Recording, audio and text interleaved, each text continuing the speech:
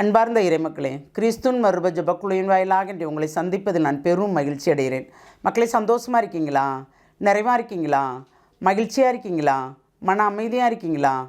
மக்களே, மகிழ்ச்சியும் மன அமைதியும் இறைவன் தந்த பெரிய சொத்தல்லவா நமக்கு. அதை ஒருபோதும் விட்டு விலகாதவாறு அதை நாம் தற்காத்து கொள்ள வேண்டும். இன்று அவர் நமக்கு என்ன இறைவார்த்தை தருகிறார் பார்ப்போமா? திருத்தூதர் பவுல் எபிரேயருக்கு எழுதிய திருமுகம் அதிகாரம் 5 இறைவார்த்தை 12-14 முடியும். இவ்வளவு காலத்திற்குள்ள ஆசிரியராக இருக்க வேண்டிய நீங்கள் இன்னும் கடவுளுடைய வாய்மொழிகளின் அரிச்சுவடியே கற்றுக்கொள்ள வேண்டிய நிலையிருக்கிறீர்கள். உங்களுக்கு இப்பொழுது தேவைப்படுவது பால்தான், கெட்டியான உணவு அல்ல. பால் குடிக்கும் நிலையில் உள்ளவர் எவரும் குழந்தையே. நீதி நெறி பற்றிய படிப்பினையில் அவர் தேர்ச்சி அற்றவர். முதிர்ச்சி அடைந்தோருக்கு ஏற்றது திட உணவு.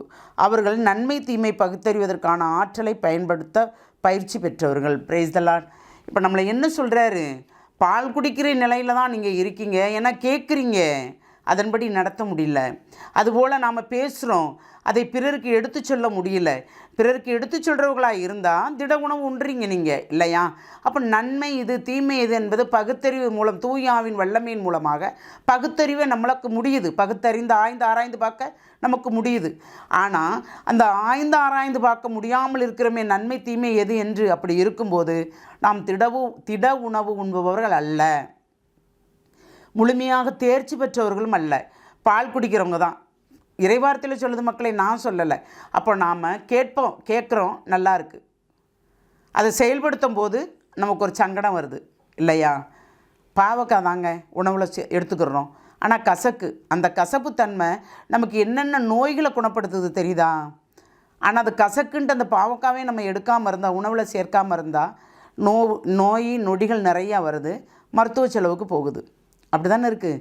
அதுபோல் தாங்க இறைவன் சொல்லுகின்ற வார்த்தை நம்மளை கண்டிக்கிறார், கண்டித்து நம்மளை திருத்துகிறார். நாம் பிள்ளைகளை கண்டிக்கிறோமோ, ஒரு தவறு செய்தால் கண்டிக்கிறோமோ, அதுபோல் நாம் தவறு செய்யும்போது அவர் கண்டிக்கிறார், நம்மளை கண்டித்து திருத்துகிறார். அதுவும் ஒரு தேர்ச்சி தான். அப்போது நாம் அவர் சொல்வதை கேட்கும்போது நன்மை தீமை என்ன என்பதை தூய ஆவின் மூலம் நாம் பகுத்தறியும் போது அதில் நமக்கு ஒரு நிறைவான ஆசீர் கிடைக்கிறது. அந்த ஆசீர் தான் நாம் கேட்க வேண்டும்.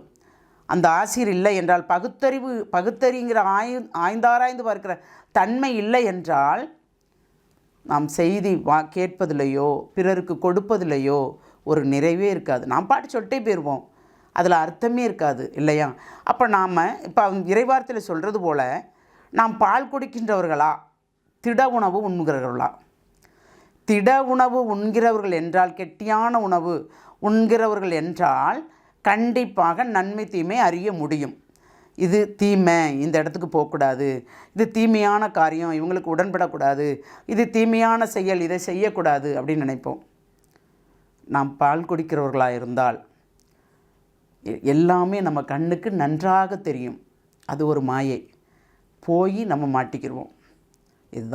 இதுதான் இந்த வார்த்தைக்குள்ள அர்த்தங்கள், இல்லையா? அப்போ நாம் தூயாவின் செயல்பாட்டில் நாம் வாழ்ந்தோம் என்றால், வழி நடந்தோம் என்றால், கண்டிப்பாக நன்மை எது தீமை எது என்பதை நாம் அறிந்து கொள்வோம். அந்த நன்மை தீமையை அறிந்து கொள்ளும் இல்லாது இருந்தால், இதுகால் வரைக்கும் நம்மிடம் இல்லாது இருந்தால், அந்த வரத்தை கேட்போமா? எல்லாம் வல்ல இறைவா, ஆமாண்டவர், எது நடந்தாலும் ஏற்றுக்கொள்கிறோம், எல்லாமே நன்மை என்று நினைக்கிறோம். ஆனால் எங்களை அறியாமலே தீமையில் போய் விழுகிறோம். ஆமாண்டவரே, இனிமேல் நீர்தாமே எங்களை நிறைவாக செயல்படுத்தி நன்மை தீமையை ஆராய்ந்து பார்த்து எது நன்மை எது தீமை என்பதை தெளிவுபடுத்தி அதன் மூலமாக வாழும்படி தேவரே எங்களை ஆசீர்வதிக்க வேண்டும். ஒவ்வொரு நாளும் ஒவ்வொரு விதமான ஆசீர்வாதத்தை தருகிறீர் ஆண்டவரே. இந்த ஆசீர்வாதத்தை நீர் தந்த கிருபைக்கு நன்றி கூறி எங்களை முழுமையாக உம்முடைய இரக்கத்துக்குள் ஒப்புக் கொடுக்கிறோம். ஜெபம் கேட்கும் நல்ல பிதாவே. ஆமேன், ஆமேன், ஆமேன்.